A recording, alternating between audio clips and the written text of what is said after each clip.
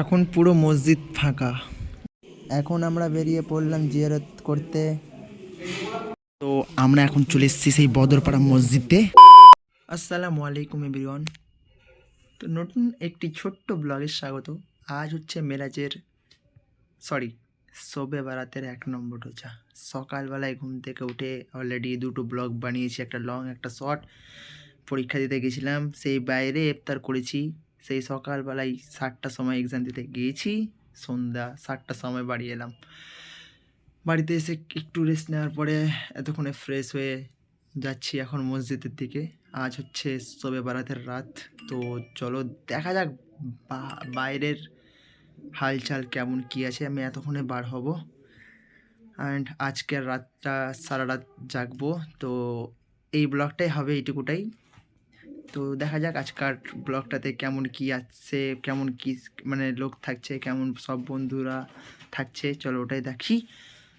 चलो चलो तो देखते हैं बाहर का माहौल कैसा है।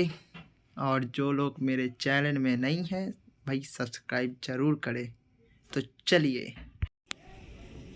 খোলামেলা এবং আছে, অনেক লোক আছে। এখন তো প্রায় 10টা বাজে। তোমাদেরকে এখন একবার দেখিয়ে দিলাম এবং দেখাবো সেই 2টা 2:30টার দিকে, পুরো 1:30টা 1টার দিকে দেখাবো কেমন থাকছে মহল। তো এখন আমরা এদিকে আছে আমাদের সেই নতুন মসজিদ আর এখানে দিকে আছে আমাদের সেই পুরনো মসজিদ। তো আমরা এখন পুরনো মসজিদ দিকে এগিয়ে যাব। চলো। কিছুদিন পরে আমাদের এখানে জালসা, এই হচ্ছে জালসার সেই পোস্টার এবং এখানটাতে হালকাভাবে একটু ডেকোরেশন করেছে, কিন্তু লরি কিংবা কোনো গাড়ি যে সেই ডেকোরেশনটা ছেড়ে গেছে, তো পুনরায় জিনিসটাকে আবার করবে। তো এখন আমরা যাব আমাদের সেই মসজিদের দিকে। তো চলো মসজিদের দিকে যে দেখা যাক আমার কোন বন্ধুগুলো আছে এবং কোন বন্ধুগুলো নাই, এবং কেমন লোক, কেমন ক্রাউড, আগের মতন ভিড় আছে কি না সেটাই দেখে আসি। চলো।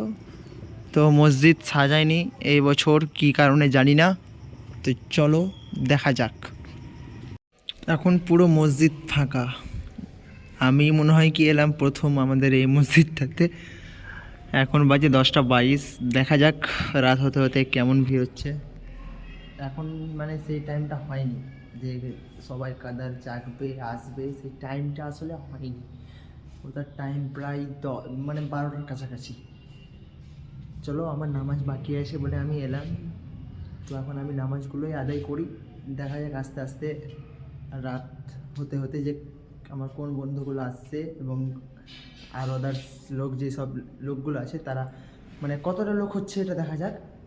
আর আমার বন্ধুদের মধ্যে কাউকে আমি ফোন করিনি, 2-1টা আসবে এটা আমি কনফার্ম জানি।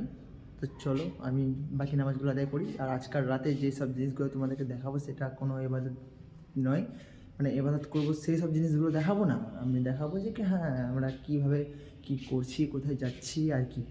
এই রাতটা জাস্ট এই ভিডিওটা থাকবে, কারণ কি এই টপিক একটু আর একটা টপিক আছে যে সেটা আমি পরে তোমাদেরকে শর্ট ফর্ম ভিডিও বানাবো, সেই ভিডিওর মধ্যে তোমাদেরকে বলে দেবো। চলো তোমরা আমার এই ভিডিওটার সঙ্গে থাকিও এবং লাইক সাবস্ক্রাইবটা ভাই করিও, নতুন সাপোর্টার ভাই। এখানে একটা ভাই এসে খেজুর দিল, মানে সিংনি আর কি, এটা সিংনি হবে। তো চলো আমি এটাকে এখানে রেখে দিই, থাকলো এটা এখানটাতে, আস্তে আস্তে আরও পড়বে। তো এবার আমি নামাজের জন্য প্রস্তুতি নিই। তোমরা আমার ভিডিও শেষ হতে থাকো, ঠিক আছে? তো চলো। এখন রাতের প্রায় 1:30টা বাজে এবং আমরা সকল মিলে এখন জিয়ারতে যাচ্ছি। খেজুর, থ্যাংক ইউ, বিসমিল্লাহ। আমরা এখন সকল মিলে যাচ্ছি বদরপাড়ার দিকে। আমরা সেই প্রথম মাজারটা জিয়ারত করব, তারপরে আমাদের মাজার জিয়ারত করব, তারপরে আবার কবরস্থান জিয়ারতে যাব। তো আমরা এখন চলে এসেছি সেই বদরপাড়া মসজিদে জিয়ারত করতে রাত 1টার সময়তে। আর আমি ভিডিও করতে পারছি না, তার কারণ আছে। তার কারণ হচ্ছে কি হুজুর আছে, বড় হুজুর আছে, ওই জন্য ভিডিও করতে পারছি না। এই দেখো মোহন।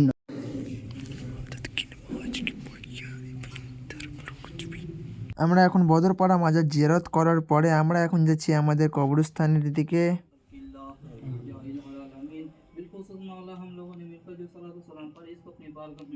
আমি যাচ্ছি এখন বাড়ি। এখন প্রায় 3:45 বাজছে। আজকের এই ব্লগটা এখান থেকেই। Like subscribe, by.